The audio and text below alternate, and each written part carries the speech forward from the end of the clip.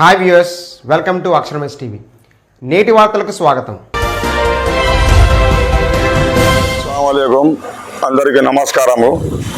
నేను ఆదోని నుంచి మీడియా మిత్రుల ద్వారా వక్ఫ్ అధికారులకి మసీదు ట్రస్టీలకు తెలియజేయడం ఏమనగా 6 నెలల క్రితము మీర్ మొహమ్మద్ షా ఖాద్రీ మసీద్కి సంబంధించిన సబ్ కలెక్టర్ ద్వారా విజయవాడకు అర్జీ పెట్టినాము.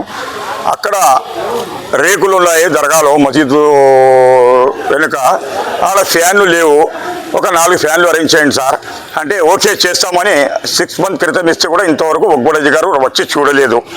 వాళ్ళు 5% to 7% ట్యాక్స్ వసూలు చేస్తారు.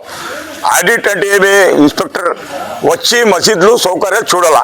ఎందుకంటే ఈ రంజాన్ సందర్భముగా నమాజ్కి సౌకర్యము అన్ని మసీదులో ఏర్పాటు చేయాల. కొన్ని మసీదులో జానిమాజ్ లేవు. పెద్ద మసీదులో మనం పోయినాను నేను, జానిమాజ్ లేదు. వెనక జానిమాజ్ సౌకర్యం చేయాల. తరువాత ఇన్వర్టర్ ఉంది ఒకటి, 2వ ఇన్వర్టర్ చేయాల. మన షబే మేరాజు షబే బరాత్కి కరెంట్ పోయింది అంత రాత్రి పెద్ద మసీదులో. నాకు వెనక బయట వస్తే నేను చెప్పాను, నాకు చెప్పండి అని. ఈ కరెంటు ఎవరో దాతలు మీర్ మొహమ్మద్ షా ఖాద్రీ ఏసీ వేసినారంట.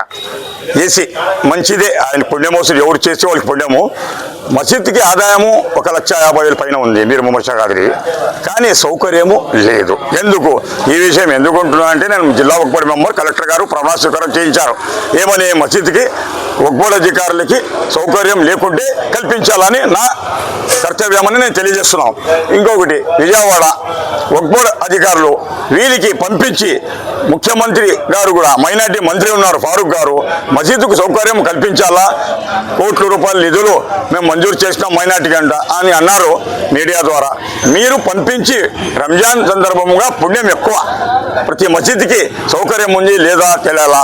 కలెక్టర్ గారు కూడా దీని మీద రంజాన్కు స్పెషల్గా నీటి సౌకర్యం ఉంది, కరెంట్ కోత ఉండకూడదు, మసీద్ దగ్గర పరిశుభ్రం చేయాలని నేను ముఖ్యమంత్రికి, తర్వాత ముఖ్యమంత్రికి, తర్వాత మైనార్టీ మంత్రులు ఉన్నారు ప్రతి జిల్లాలో, ఆంధ్రప్రదేశ్లో మసీదులకి రంజాన్ సందర్భంగా నేను ముబారక్బాద్ తెలియజేస్తూ ఈ సౌకర్యం కల్పించాలని నేను తెలియజేస్తున్నాను. వక్ఫ్ బోర్డులో కూడా చాలా నిర్లక్ష్యం ఉంది.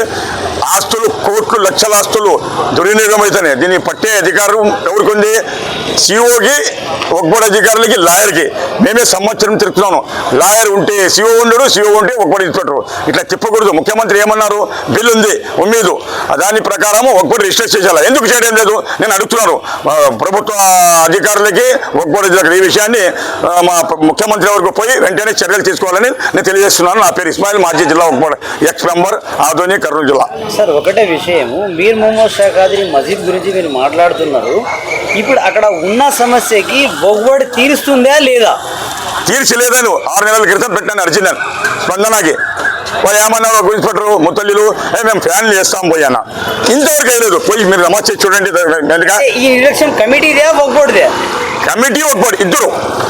వక్ఫ్ బోర్డు అంటే వక్ఫ్ బోర్డులో ఉంది మసీద్ మెంబర్ కాదు, వాళ్ళు 7% ట్యాక్స్ వసూలు చేస్తారు సంవత్సరానికి. ఎంత లక్ష ఉంటే 70,000 60,000 ఆదాయం మించి సంవత్సరానికి 1.5 లక్ష అంటే ఎంత అయింది? 18 లక్షలే. 18 లక్షలు ట్యాక్స్ ఎంత అవుతుంది? 7% వసూలు చేసేకి తెలుసు, సౌకర్యం చేయడానికి లేదా? ఏం అవినీతిలో ఉన్నారా వక్ఫ్ బోర్డు అధికారులు? విచారణ చేయండి. ప్రభుత్వం నిర్లక్ష్యమే. మరి ఏసీబీ ఈసీబీ విచారణ చేయాలి. వీళ్ళకి ఆట కూడా పెడితే వాళ్ళు కూడా చర్యలు తీసుకోవడం ఎవరు చెప్పాలి? ఇప్పుడు ముఖ్యమంత్రి దగ్గర పోయి 3 సార్లు అర్జీ ఇచ్చినాం, లోకేష్ షాఫీ ఉండవల్లి, కానీ స్పందన లేదు.